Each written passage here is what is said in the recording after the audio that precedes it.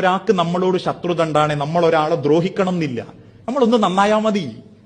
സാമ്പത്തികമായിട്ടും സ്വഭാവമായിട്ടും നമ്മളൊന്ന് നന്നായാ മറ്റുള്ളവർക്ക് നമ്മളോട് വെറുപ്പായി, ദേഷ്യായി.